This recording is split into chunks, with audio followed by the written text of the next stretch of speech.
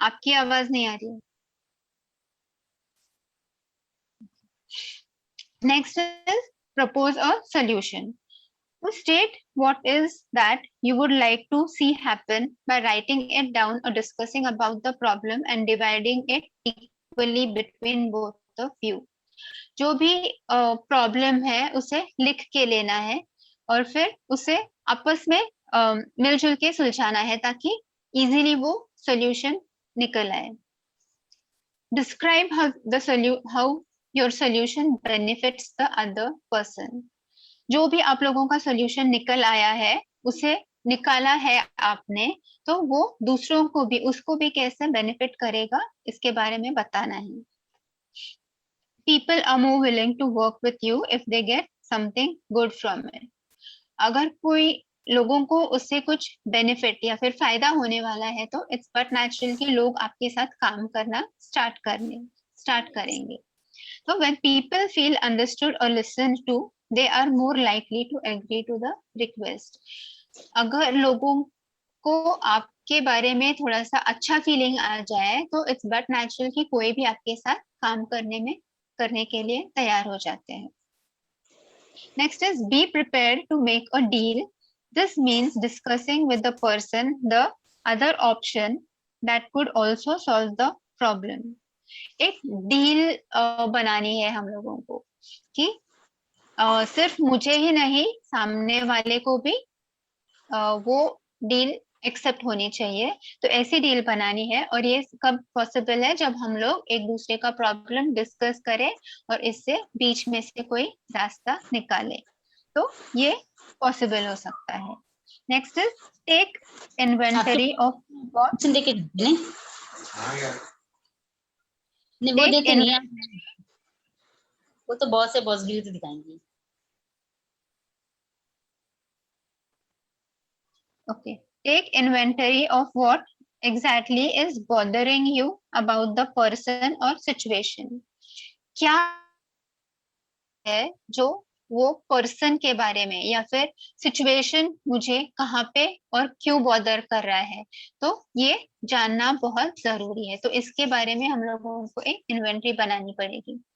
Try writing out your concerns. जो भी आपको चाहिए वो पहले लिख के लो. Next is stay focused. Plan to take out one issue at a time during the discussion. जब भी कोई डिस्कशन हो तो एक पहले एक टाइम पे एक डिस्कशन वही चीज के बारे में डिस्कशन हुई है ध्यान में रखना है. बहुत सारी चीजें एक साथ डिस्कस करोगे तो you will land into problem and the solution will not be done. तो one time one discussion should be there. Don't bring up the past disagreements and past behavior. जो भी पिछले डिसएग्रीमेंट्स हुए हैं कि ये चीज मुझे पसंद नहीं आई, ये चीज अच्छी नहीं लगी, फिर ऐसे हुआ था वैसे हुआ था, तो झगड़े बीच में नहीं लाने हैं. तो इससे क्या हो जाएगा or else the conversation will lose the focus and nothing will be solved. कोई भी solution हाथ नहीं लगेगा. Instead ज्यादा झगड़े और ज्यादा प्रॉब्लम्स ही हो जाएंगे इससे. Next is be confident. Many people are nervous because they have to talk about the conflicts, their needs और रिक्वेस्ट. काफी सारे लोग नर्वस हो जाते हैं. क्यों? क्योंकि उन्हें अपने प्रॉब्लम्स के बारे में बात करनी है या फिर उनको जो बताना है, जो उनको बोलना है, तो वो टॉक जो है उनकी नीड्स जो है या फिर रिक्वेस्ट जो है तो वो put forth नहीं कर सकते दूसरों के सामने. So that is why they start feeling nervous. It's hard to do, but if you are confident, you are showing the other person that you mean it.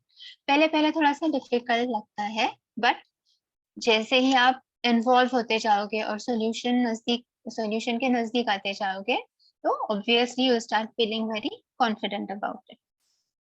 You are showing the other person that you mean it. आप जो भी बोलना चाह रहे हो तो वो आप एक्चुअली कर रहे हैं, वो उसे भी समझ आ जाएगा. No one will take you seriously unless you take yourself seriously. अगर आप सीरियस नहीं हो तो कोई भी आपको सीरियसली नहीं लेगा और आप अगर सीरियसली खुद को ले रहे हो तभी दूसरे भी आपकी बात सुनेंगे और they will try to understand you also. Next is practice. Practice your step by step plan. जो भी प्लान बनाया है उसे धीरे धीरे प्रोग्रेस में लाना है. Alone and get comfortable with it. पहले खुद जब अकेले होते हो उसे प्रैक्टिस करना है और फिर धीरे धीरे आप उस पर कंफर्टेबल होते जाओगे. It's easier to write your plans than to practice it loud. जो भी आप सोचते हो उसे लिख के लो. Keep it in writing so that you can remember it. बात ज्यादा करने से ज्यादा अच्छा है कि you write down your plans. But you'll do better in real situation if you have heard yourself make a statement before. और आपकी खुद की अंदर की आवाज अगर आ रही है कि आप कॉन्फिडेंट हो and you can do it, तो वो सिचुएशन को आप पूरी तरह से कॉन्कर कर जाओगे. Next is practice your plans with a trusted person. जो भी आपको ट्रस्टवर्दी लगता है, बोलो आपकी फ्रेंड हो या फिर आप मिरर के सामने भी कर सकते हो अगर अकेले हो, या फिर अगर कोई ट्रस्टवर्दी पर्सन है जिससे आप शेयर कर सकते हो तो डू शेयर विद देम और एक बार उनके सामने भी कॉन्फिडेंटली बोलो, so you can gain that confidence and you can do it much better during the actual situation. अभी 5 टिप्स टू ट्राई. जो हम लोगों को ट्राई करना है तो वो कैसे करना है, तो वो 5 स्टेप्स मैंने बताए हैं. तो ये स्टेप्स हम लोग अगर फॉलो करेंगे तो you can be very assertive. First is make eye contact with the person you are talking to. Eye contact होना चाहिए, नजरों को नीचे नहीं झुकाना है, आई कॉन्टैक्ट करके उनसे बात करनी है.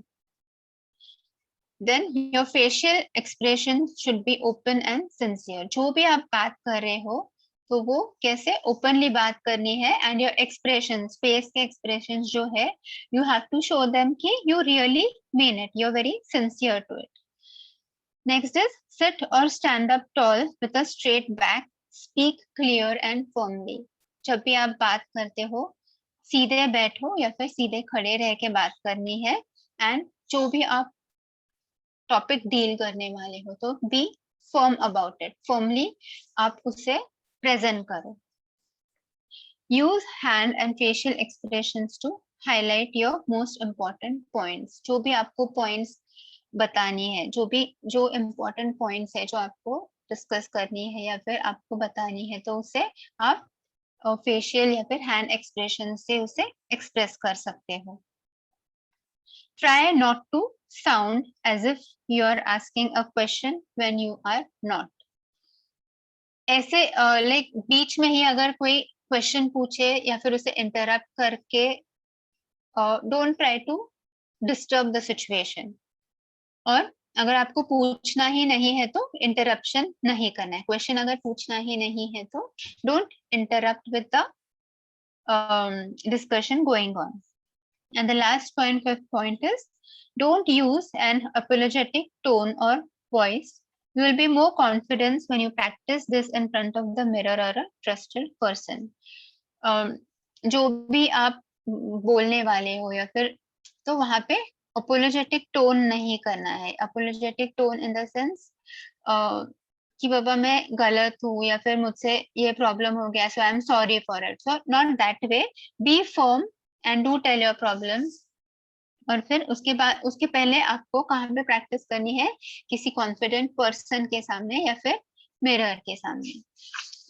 So this is what I just wanted to share. तो ये था मेरा आज का topic about stress management and assertive skills. तो असर्टिव स्किल्स मैंने अभी बताए हैं सारे, और स्ट्रेस क्या है और स्ट्रेस को कैसे मैनेज करना है, स्ट्रेस के कॉजेस क्या है, सिम्टम्स क्या है, ये सारा हम लोगों ने देख लिया.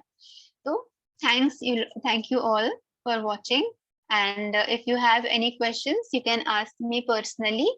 मेरे फोन नंबर पे आप पूछ सकते हो. Thank you and good night. Take care everyone.